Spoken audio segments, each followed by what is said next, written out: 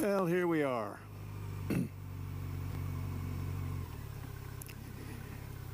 There's my old friend.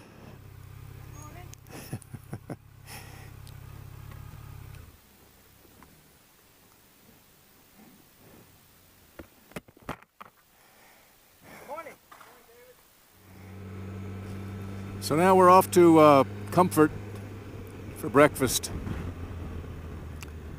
And here's another thing old people have to put up with.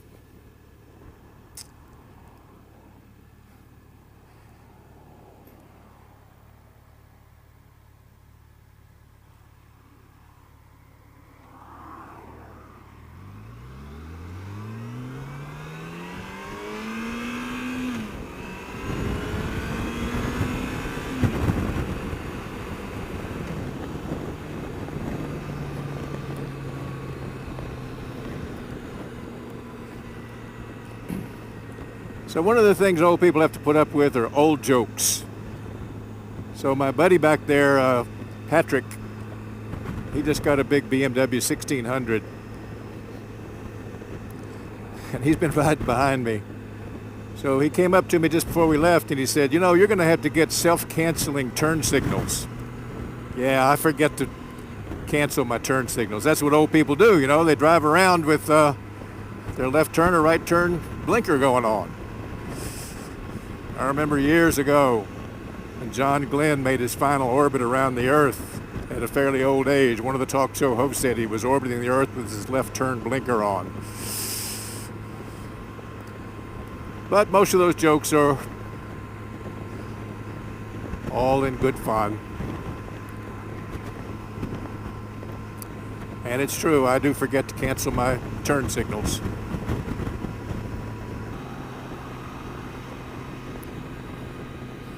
So my friend David, who's riding up there ahead of us, he's 73. Now he's retired, had a very successful automotive air conditioning business, several shops around San Antonio.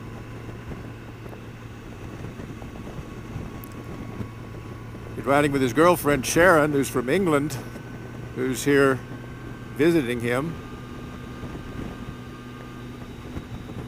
But he's a guy who knows how to do it right. He's still riding his motorcycle. He's still active, smart guy, full of energy, loves life. So he's a good model. And he's kept himself in great shape. So I think he's going to be riding motorcycles for quite a number of more years, and that's a good thing because we enjoy being with him. So it's good to have people around you like that. You know, I read once some time ago that they said that obesity is contagious, that researchers showed that. And when I first read that, I thought, wow, how could obesity be contagious?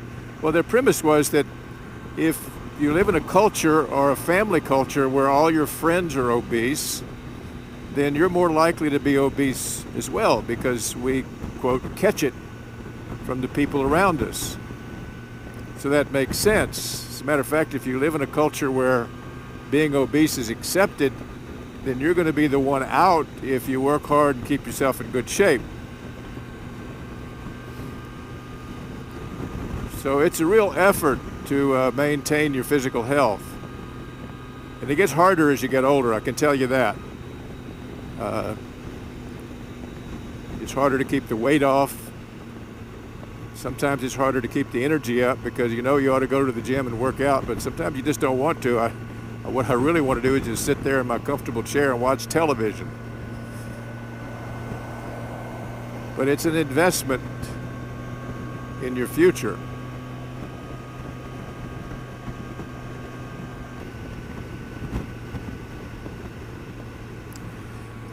And I think this little hobby of motovlogging is a good way to manage old age as well, because I get a great deal of satisfaction out of recording my rides and then uploading it into the computer and reliving the experience.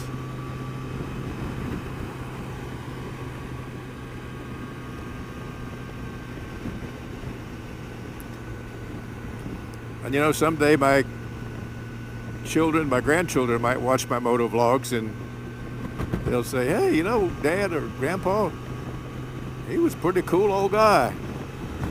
Never really appreciated him while he was alive, but look at the stuff he did.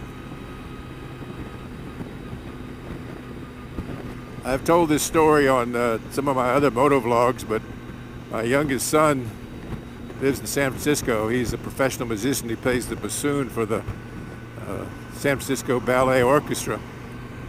And I was talking to him on the phone once, and I said, hey, Patrick, have you watched any of my moto vlogs? And he said, what's a moto vlog? So that told me that he hadn't watched them. I said, well, I got this little camera, this little GoPro. I've put it on my helmet, and I ride around. I can record on a microphone inside my helmet, and I can record over the video.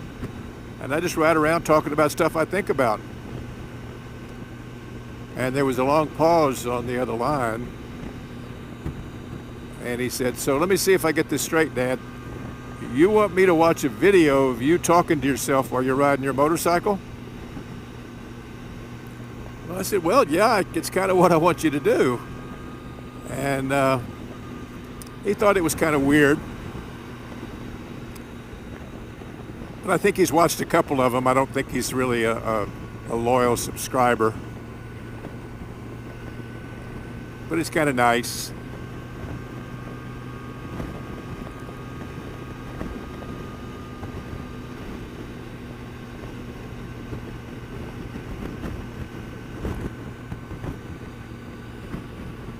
And then again, another one of the great joys of getting old is having grandchildren, which I never thought I would enjoy because I fought my age for a long, long time. It was coming too fast, and when my first granddaughter was born, 14 years ago,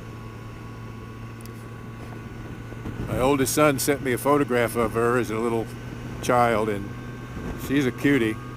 She still is. She's a real beauty. And I put it up on my cubicle wall, and one day somebody came in and they said, oh my goodness, what a cute little child. Who is that? And I said, oh, that's my, and I'll swear the words stuck in my throat. I just couldn't say it. I said, that's my son's daughter. And I could see him thinking for a minute. The gears were turning up there, and they must have been thinking that this guy has some real issues. He said, oh, you mean it's your granddaughter? I said, no, it's my son's daughter. I just could not imagine that I had become a grandfather, because to me that was crossing that first pathway into old age. But now I've got, 4, 5, I think 7 grandchildren. And what a great joy they are. I just love every one of them. They're fun to be around. A little 6-year-old Parker lives just about 30 miles outside of San Antonio in Bernie, so we get to have her at the house from time to time. She spends the weekend with us. It's always a real pleasure. So kids will keep you young.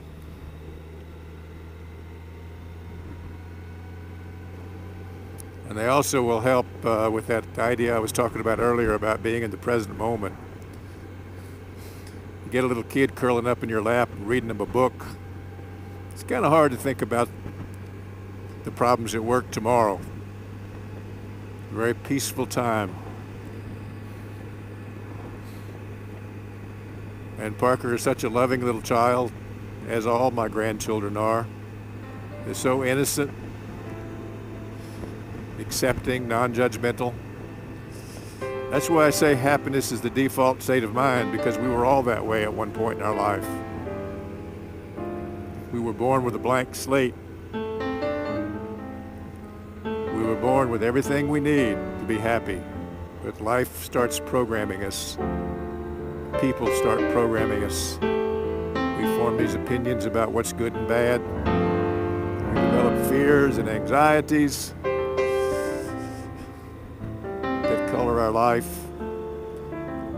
And And I see so many people who are victims of their programming. They're not able to step outside of their own mind and examine what's going on in there and realize this is really not necessary.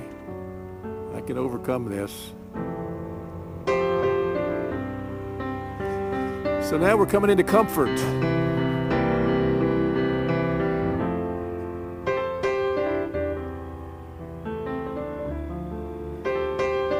Comfort, Texas.